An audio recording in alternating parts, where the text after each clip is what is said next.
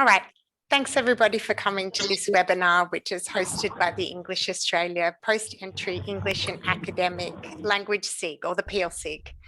And thank you to our PEAL SIG conveners, Pamela Humphreys, Catherine Alston, Marta Skirbis, and John Smith for organising this session.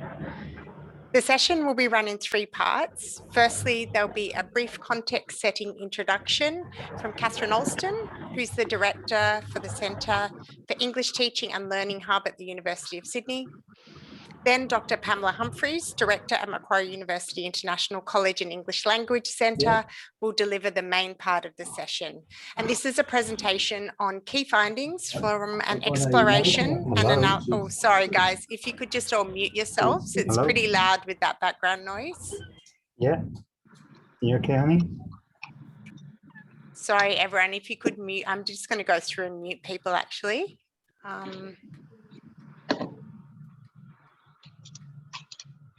Okay.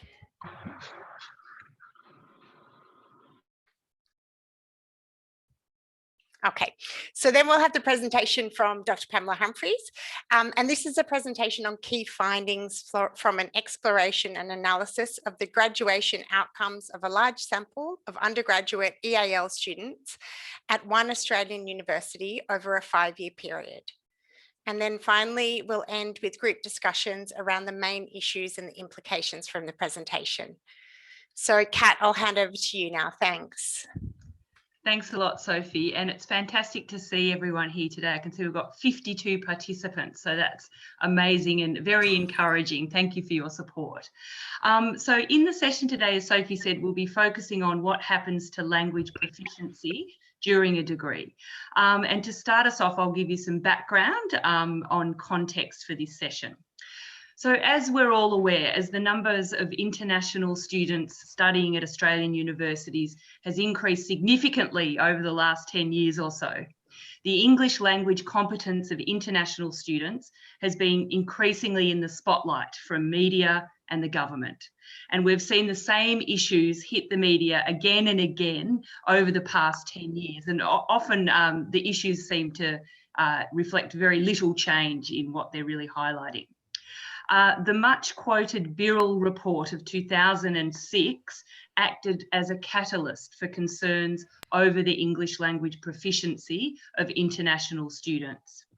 The report found that at least a third of international students were graduating with lower English levels than those required for employment as professionals in Australia, thus indicating that the level of English of these students was either staying at the same level or deteriorating throughout their university degree.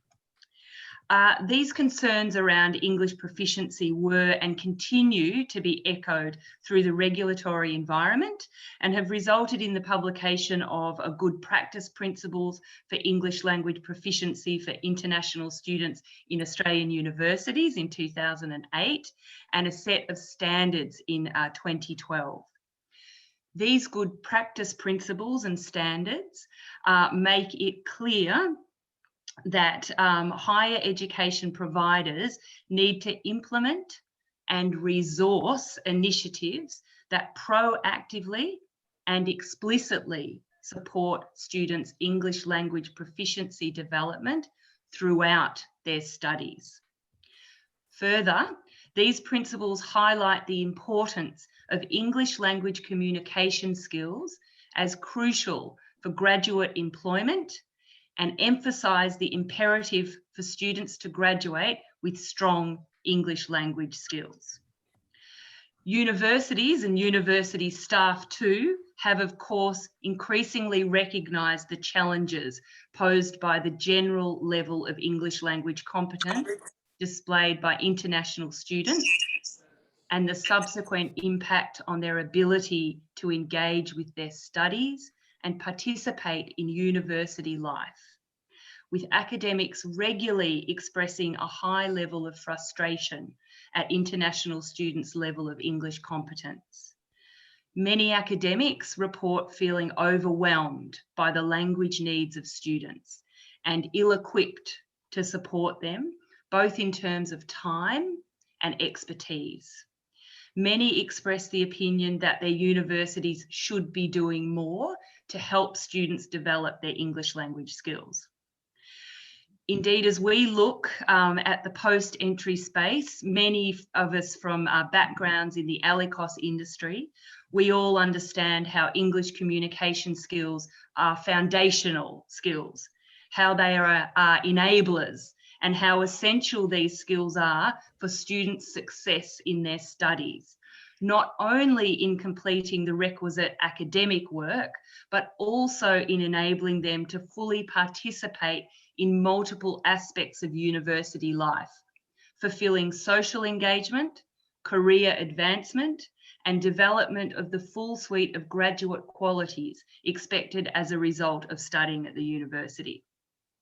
It's evident that students are struggling once they get into their degrees, and that we need to offer them support from the time that they enter university all the way through their studies to graduation.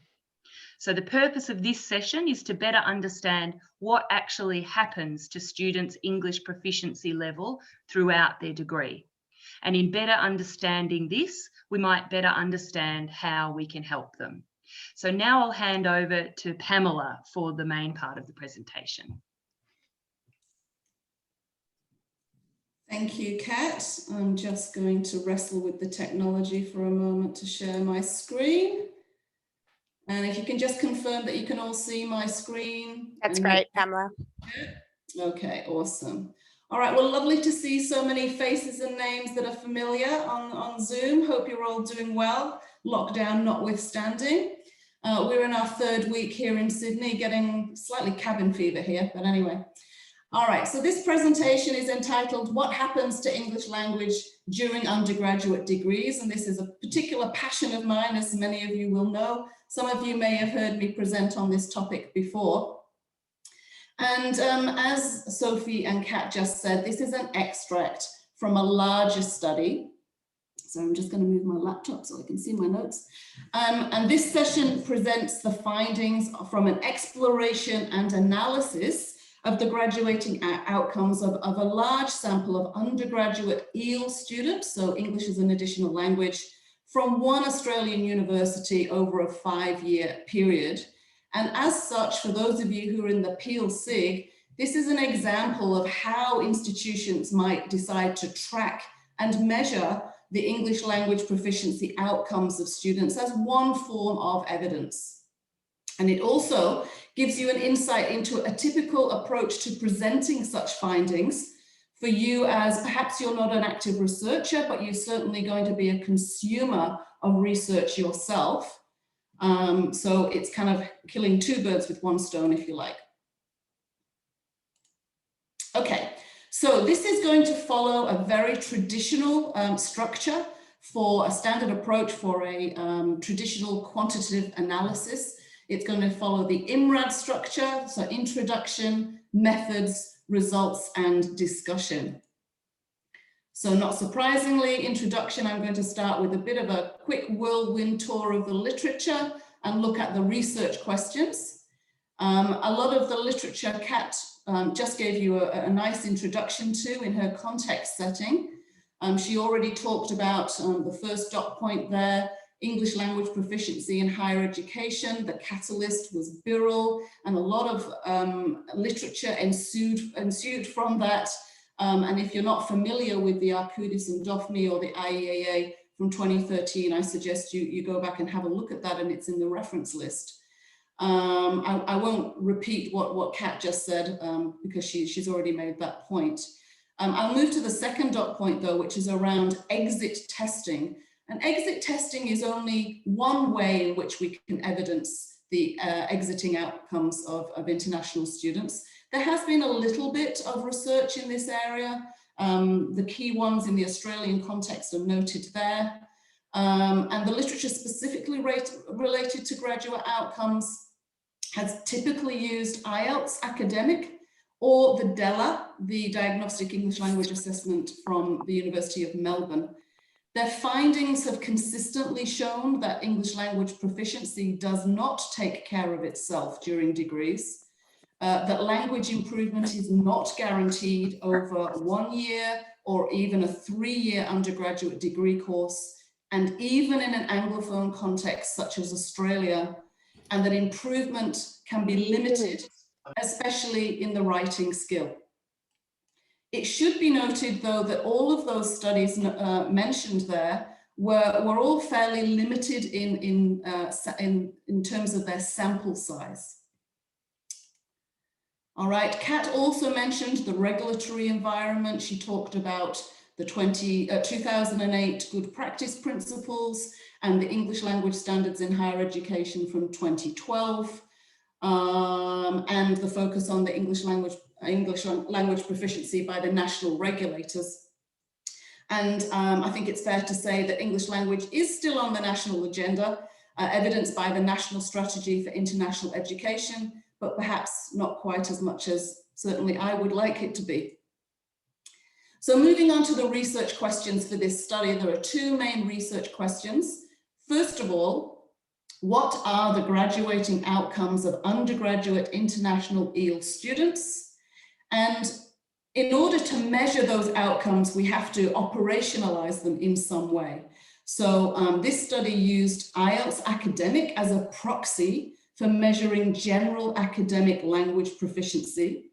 And it used grade point average, or GPA, as a proxy for measuring academic outcomes. So it also investigated, if you look at research question 2, it investigated any systematic variability in these outcomes by 5 key factors. So that is gender, was there any difference in the outcomes by gender, by the first language of the students in the study, by discipline, by entry pathway to the university, or their reason for taking the IELTS test at graduation. And I'll unpack some of those things in a moment. So, methods. So the sample was entirely undergraduate EAL students from a single university in Australia who sat an IELTS academic test at graduation within 3 months of their degree being conferred on a voluntary basis. So students volunteered to take the test and it was subsidized. The university paid 50% of the IELTS academic fee. We made the decision to make students pay the other 50% so that there was buy-in, so that they would actually try hard in the test itself. So the students were taking the test for a real reason. They weren't taking the test for my research. And that's one of the key differences between this study and the other studies, which were where students were recruited to take the test for the research. So in that way, it is convenient sampling. In fact, it was a captive sample. I used all of the students who had been part of that mechanism in the previous 5 years. So there's a couple of ways in which this study differs from the extant literature. One, it was a slightly larger sample than had previously been researched. When I'd cleaned all of the data, I ended up with 564 students. And also the students' reason for taking the test was for real purposes, not for research purposes. So it could be said to be high in ecological validity. So the data on the screen shows you all of the data that was the data collection. So the bio data of students, the typical things that you would expect, official IELTS scores at entry if they had entered by IELTS, and at exit. And the GPA data was all extracted from official university databases and the official IELTS database. Of course, this was done with full standard ethical approval, which the candidate signed, and institutional approval and approval from IELTS to utilize those data sets. So I am reporting on the 564 students, participants that existed once the data was cleaned. So let's have a look at the variables. So there were 2 dependent variables, as we have already mentioned, IELTS academic and grade point average, or GPA. And the independent variables were gender, first language, discipline, entry pathway, and their reason for taking the test. And if we unpack that just a little bit more, for gender, there were two options, male and female. Just over half were female, about 60% were female. First language was a bit complicated. What I did was I extracted what the students were entered into the university database as declaring as their first language, so self-declared first language. Now remember that I said that these were EAL students, international students with English as an additional language. However, you'll see at the bottom of the list that English is on there because some students did declare English as their first language. For example, students from Hong Kong, India, Pakistan, for example. So English is on there, but they're still categorized as EAL. The other thing that you'll notice is there were 43 different languages in the cohort.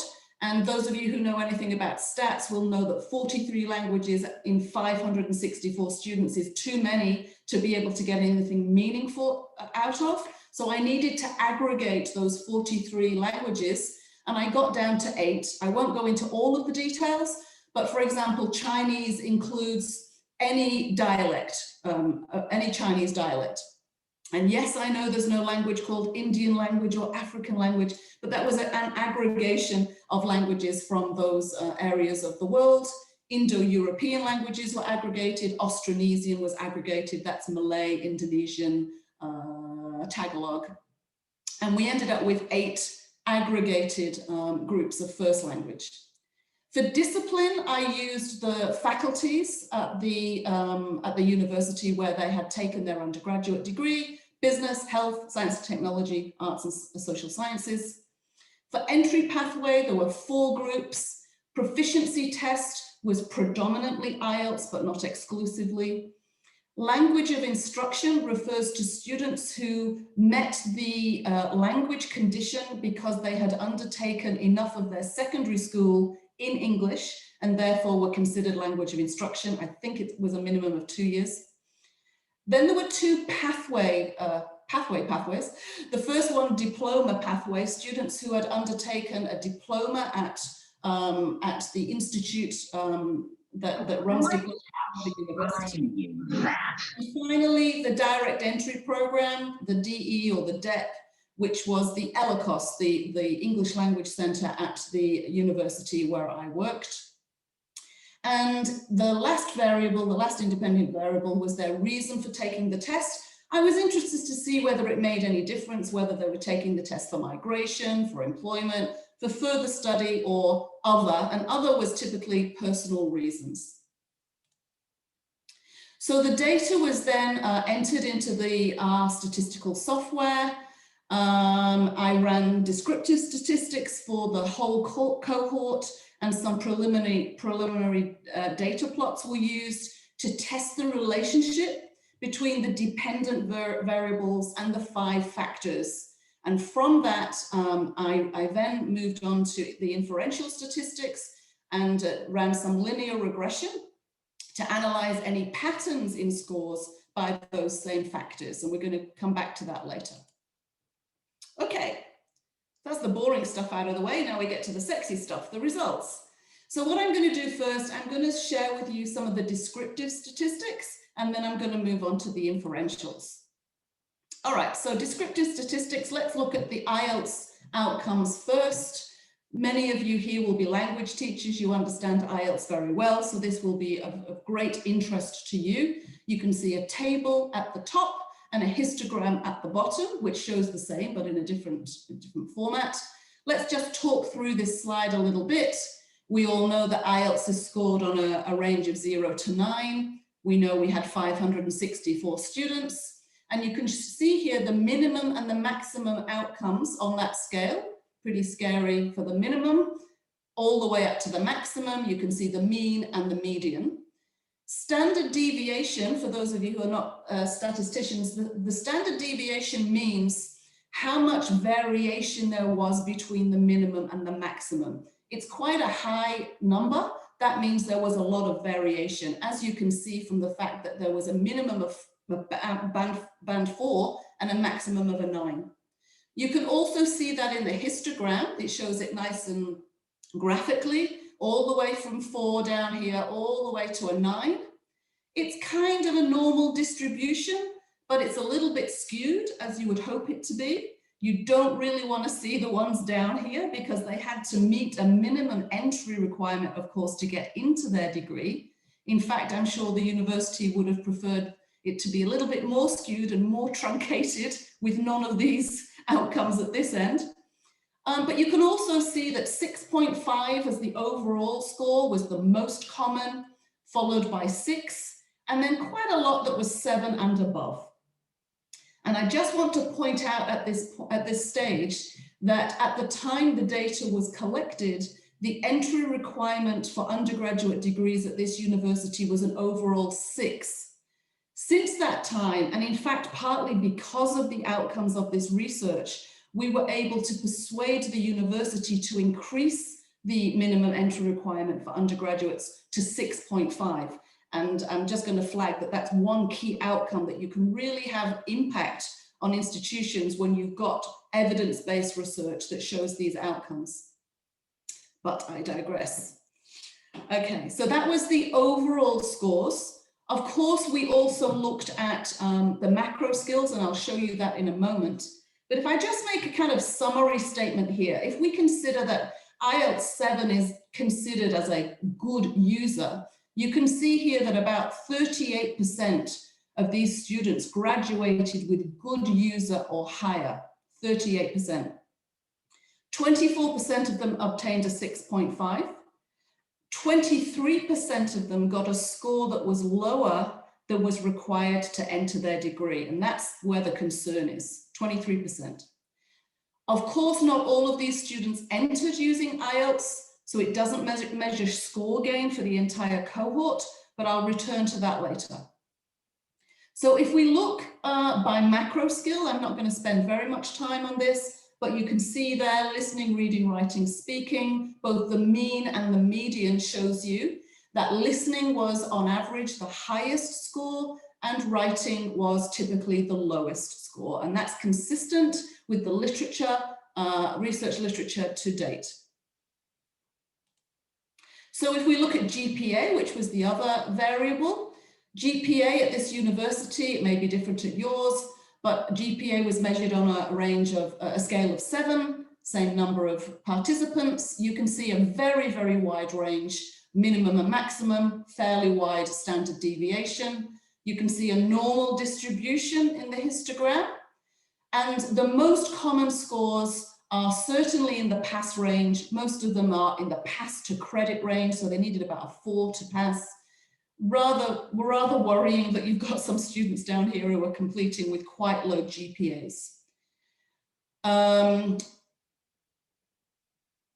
The GPAs shown here are comparable to the GPA outcomes of the entire student body, although I'm not going to generalize to the whole student body. All right, so the first thing that I did was have a look at any kind of correlation between GPA and the IELTS overall score. Now, for those of you who are not statisticians, these little asterisks here show the statistical significance. So 3 asterisks means highly statistically significant. And that means that we did not find this outcome by chance. It means we can be confident of the outcome. We didn't find it by chance. Now, that doesn't mean that it was a big difference. It means we're confident of the difference. So all of these have 3 asterisks, which means we can be very sure, very confident in the finding. But if you look at the number, the higher the number, the higher the correlation between GPA and IELTS. So if we look at the overall, we see 0.38 correlation, which is a moderate, highly statistically significant, but only a moderate correlation, as you would perhaps expect. Slightly higher for listening, higher for reading. Interesting that it's the receptive skills. Lower for writing and much, much lower for speaking. So there's barely any correlation between the speaking test result and GPA. That's perhaps not surprising, because in university studies, we don't tend to make speaking a key assessment task. So I think it probably reflects the limited importance of speaking in academic assessments, potentially. So you can see there's a wide range, and as I mentioned, the strongest correlation between receptive skills and GPA. Okay, the next thing we did, I mentioned to you, this is not a score gain study overall. It's not a score gain study because only 86 of these students entered the university using an IELTS score. Remember that there were other pathways that the students had met the language condition. However, it was possible to compare for those 86 students. It was possible to look at any pre-post gain, because I had their pre-test score. So the pre-test score is the one they used to enter the university. So these are the ones down the left-hand side here. Remember that 6 was the minimum. And I could compare that to their post-test score, which is along this, along the horizontal rows. So a paired t-test was run to evaluate the difference in mean scores at entry and exit, and a statistically significant increase was found in the IELTS overall score. The mean increase, though, was only 0.38 of a band score in the whole 3 years of their undergraduate program, 0.38. From there, I did a cross-tabulation. So the table there is called a cross-tabulation, which found a significant association between entry and exit. So let me just talk you through some of that. So this one, for example, students who got a 6 on entry, these are the scores that they got on exit. So you can see there's a little bit of slip back there. Some got the same score, but most got a higher score on exit than they got for entry. At 6.5, the same or higher typically than they got on entry. At 7, a little bit of slippage, but still mostly better. They scored better at exit than at entry. And generally, we can see that the most common increase was from 6 to 6.5. About 2/3 increased their score, but it's only a very small improvement, and it's only around, it's less than a band score. It's less than half a band score, actually, on average. And that's perhaps quite sobering. Okay, so that was the descriptive statistics. So having run the descriptive statistics, we were then able to go on and look at linear regression. So in linear regression, we consider what's called the coefficients, the mean differences, and the credible intervals for IELTS and GPA. And I'll just explain what linear regression does. Look, I'm not a very experienced statistician, I have to tell you. So for those of you who are not statisticians either, I'll just explain in kind of layman's terms what linear regression does. It's used to analyze patterns in scores by the factors, by those variables, by looking at what's called coefficients and credible intervals. And what it tries to do is to take out the effects of other variables to try to mitigate any confounding effects as far as possible, so that we can be sure that we are looking at true outcomes. So for those of you who are statisticians, this is the regression model. For those of you who are not, just ignore it, it's fine. So for each of them, overall IELTS or GPA, I looked at the intercept, which I'll explain in a moment, plus each of those variables: gender, first language, discipline, entry pathway, and reason for test. So let me show you a little bit more in a moment about that. What's really interesting is that there was no statistically significant difference found for 3 of those variables. There was no difference for gender. I didn't really expect that. There was no difference for reason for taking the test. I wasn't surprised by that, but I was really surprised that there was no difference by discipline. I had expected no statistically significant difference by discipline. There were differences. Certainly those in health and STEM faculties did slightly better than those in business and arts, but it was not statistically significant. I was quite surprised by that. So the two variables that are of interest is where there was statistically significant differences, and that was for first language and entry pathway. So I'm going to focus particularly on those. Okay, so now we get some really pretty graphs. I'm going to explain the pretty graphs to you. All right, this one needs a little bit of unpacking. This is called the posterior estimates of linear regression for first language, and I challenge all of you to get that into your dinner table conversations tonight. Today you went to a PD session about posterior estimates of linear regression. Okay, so what this shows, this is the outcomes for the IELTS scores based on first language. Now I had to set what's called the intercept. The intercept is basically the baseline that you're comparing everything else to. I had to pick one of the languages. I decided to choose English. It was a hypothesis, in fact it was correct, that those who spoke other languages would not do as well as those who declared English as their first language. So English is set as the intercept, which is why it's at 0. So on this graph, anything that's a positive number, in fact there aren't any, but anything that's a positive number would mean that those students had done better than where I'd set the intercept at 0. Anything that's a negative number, which is in fact all of them, means that these languages did not do as well as students who declared English as their first language. Okay, so you can see that we've got 0 here, everything is on the negative side. Okay, so first language across all languages, all language groups, obtained statistically significantly lower scores than students who declared English as their first language. And it ranged from 0.33 of a band score lower for speakers of African languages to 1.56 of a band score lower for Vietnamese speakers. What's particularly exciting, and I can tell you as a PhD student, there's nothing more exciting than a pattern in your graph. I was so excited when I saw this graph. I hope you can see that there are 3 patterns. There are 3 distinct groups. This one, group 1, group 2, group 3.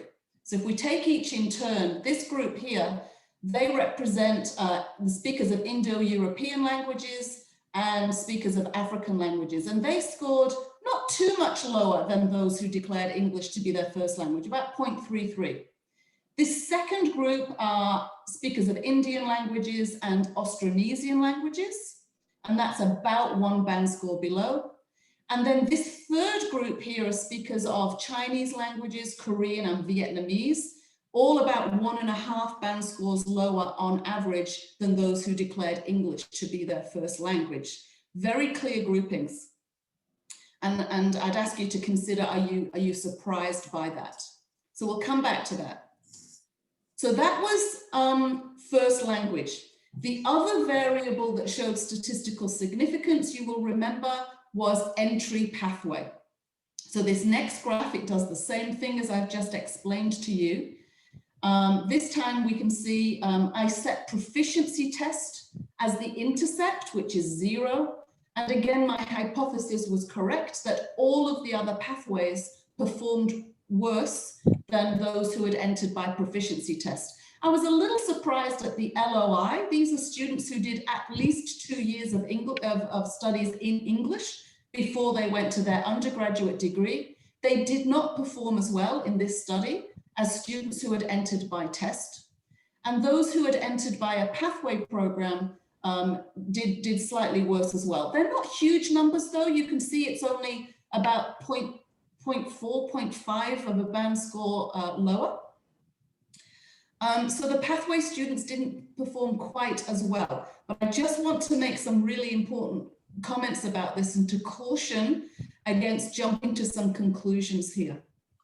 First of all, we have to remember that students who entered by taking a test could meet the minimum, but they could also exceed the minimum. Students who had taken a test could have entered with an IELTS score of an 8 or 7, for example, 8, 7, whatever score. Whereas students who enter via a pathway program, a direct entry program in ELICOS, for example, their whole raison d'etre is to get them to the minimum that's required. And remember that the minimum was a 6. Okay, so that's important to remember. We also need to remember the previous slide where first language impacts hugely on how well students do. And I know that certainly in the 2 universities that I've worked for in the last 15 years, direct entry programs, for example, are dominated typically by Chinese students, students from the countries that didn't performed less well. And it could actually be impacted by that. So the other, so this one is GPA. So we just looked at IELTS scores. This one is GPA. So we've gone back to first language here, and I'm just going to skip back 2 slides. Remember this one? Remember the pretty one with the 3 groups? This is how first language, what the results look like for first language with their IELTS scores. This one is first language with GPA. And this is what we call technically hiddledy-piddledy. All right, you can see this one is really messy. It doesn't look anything like the graph that I showed you for IELTS. And if you look carefully, you'll see that the different groups performed quite differently to how they performed in their IELTS scores. So for example, Vietnamese students, you will remember, were in the lower group, but here they've done just as well as the students who declared English as their first language. And in fact, the Indo-European group performed slightly better. The order of the language groups is really quite different on GPA for as opposed to language, the IELTS outcome. You can see that Chinese and Korean speakers, for example, are in the middle of the pack here. So this points to the fact that when we looked earlier at the correlation, you will remember that the correlation was only 0.38. It's a moderate correlation. So some students can still do very well academically, even though their language might be a little bit lower. So language is only one component of academic success. If we then look at linear regression for entry pathway at GPA, it's a little bit different here. We've got a similar pattern for GPA as we had for IELTS when it comes to entry pathway. So it seems that entry pathway impacts both language and academic outcomes to some extent. Okay, discussion. So just to remind you of the research questions, we were looking at the graduate outcomes of EELS students against these 5 variables. So just to summarize what we found within the identified variables, and of course there could be other variables that I didn't research that were not identified variables, so I can only comment on the identified variables.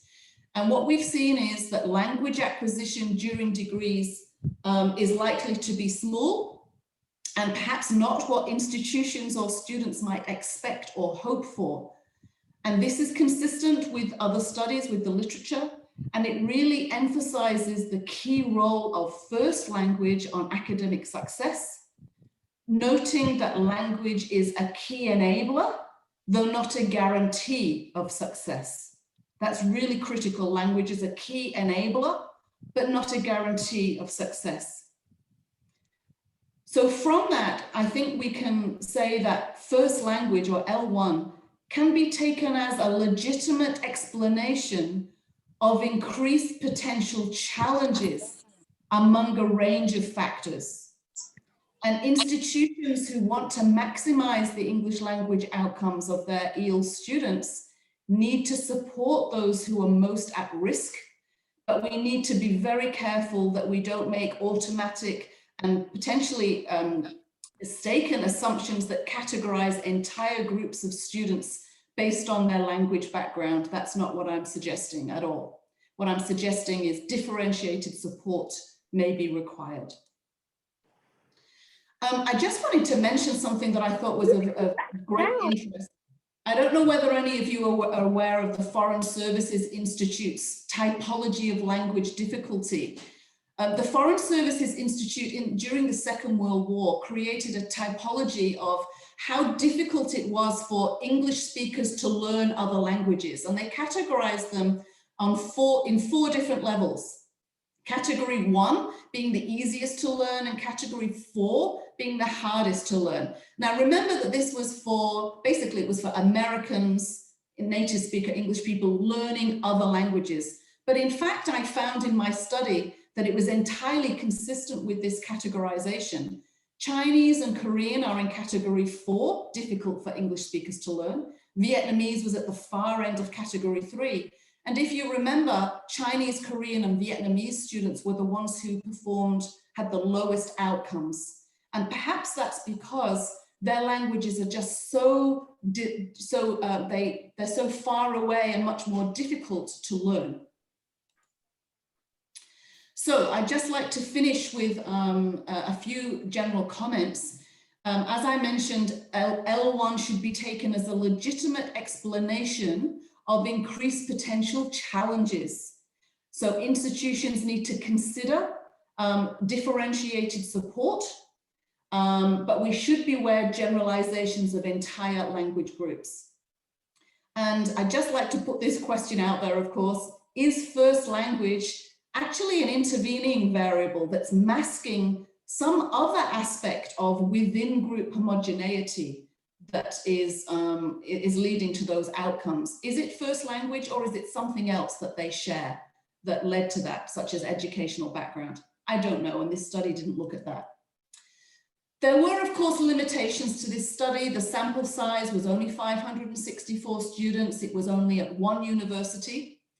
And of course, I used IELTS Academic, and we have to question whether that instrument is appropriate. What are we actually trying to measure? Are we trying to measure general academic language proficiency, or are we more interested in the discipline language that students have learned? And if it's the latter, then perhaps an instrument like IELTS is not appropriate. There's also the question of whether we are interested in proficiency or achievement. But basically what I want to show you is that providers should undertake their own analysis of student outcomes, and this can be very powerful. So my final slide, implications for those of you who are interested in post-entry. This study is just an example of the kind of evidence that could justify resourcing of post-entry support, because post-entry and PEAL plays a really critical role in supporting improvements in language proficiency and academic literacies more generally. You might want to consider targeting your support, if resourcing is scarce, at those who are most in need. And this study shows who they are. And finally, we need to message to students as well that limited improvement occurs to language proficiency if we do not explicitly attend to it, that language is a key enabler to their success, and they need to develop strategies to continue to develop their English language during their degrees. Okay, I'm going to stop there and hand back to Kat, who's going to open to questions, I think. Yeah, that's right. Thanks a lot, Pamela. That was very, very interesting. So now we'll just have time for a couple of questions, and then we'd love to give you the opportunity to jump into breakout rooms to discuss some of the questions in smaller groups, so we're not here in this big intimidating group of 68. But if you do have any questions, if you just pop them in the chat now, Pamela can answer those. If you've got a burning question before we go into breakout rooms.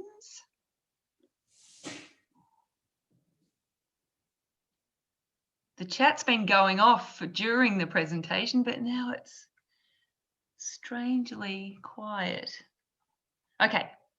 Age was not considered as a variable, from Kit Nuttall. Pamela, that's a question.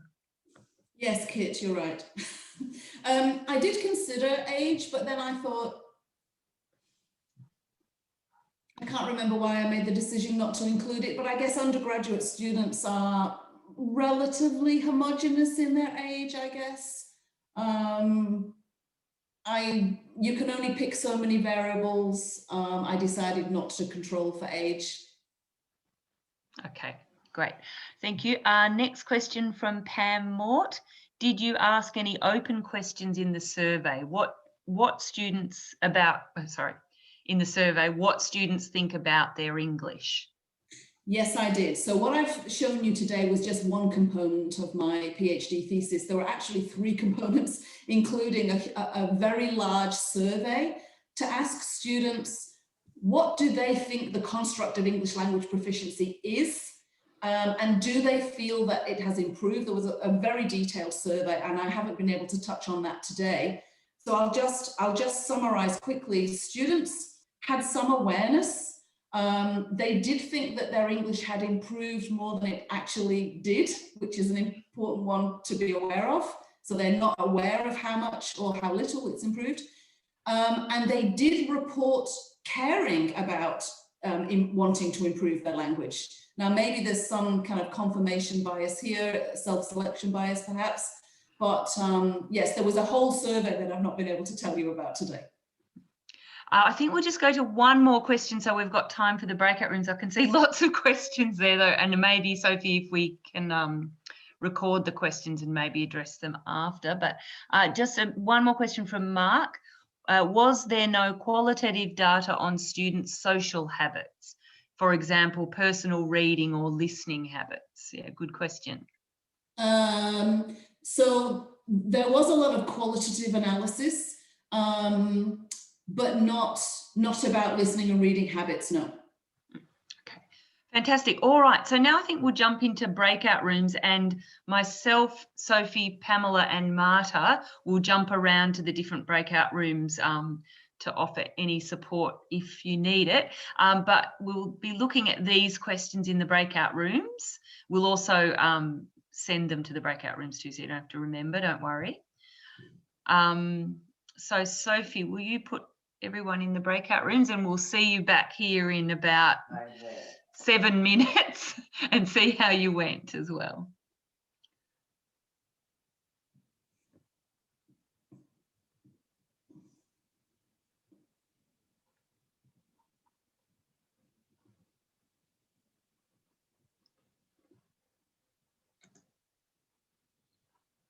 So I think so. Oh, there we go. All right. Enjoy, and we'll see you soon, everyone.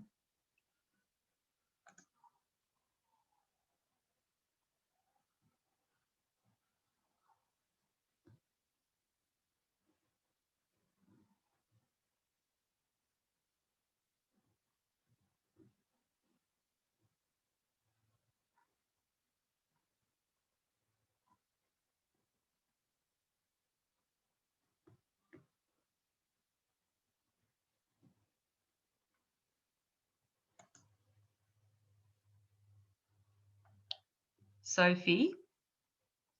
Yes, I'm going to, yep. You're going to put the questions in the breakout Yeah, room? I'm just going to broadcast them in. Yeah. Perfect. Okay. Thanks. No worries. It's enough.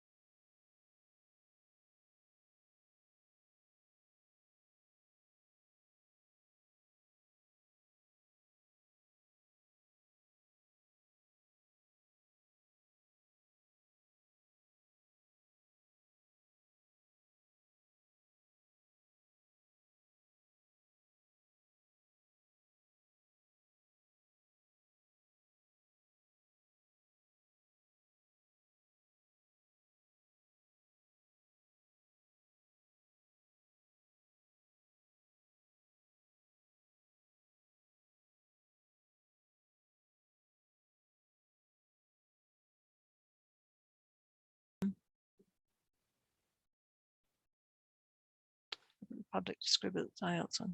Hi, everyone. Hi, Sophie. Hi. I noticed that your room only had 2 people and there's another room with only 2 people. So would you like to join them or are you happy? Is it just you in here? No, Denise? Joe's here, Joe's but here. she can't get a camera and microphone to work. Okay. But she's typing very fast. If it's a she's typing very fast. Can't hear you now, Sophie. Sorry, you've gone. Oh, not sure what's happening now. Never mind. So, Joe, have you been part of this PEAL group for a while, or just as an observer? Yeah. So, what was because you know a lot more about this than I do with IELTS, what was most interesting for you from Pam's? Uh-huh.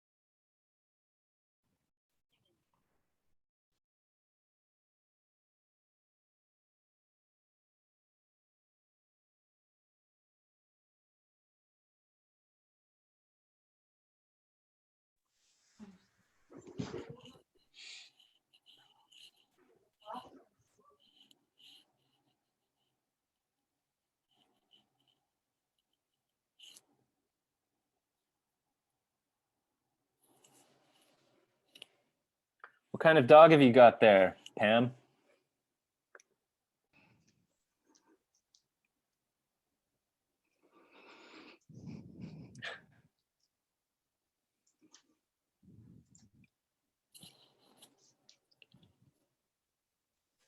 She's a very naughty Staffy Cross.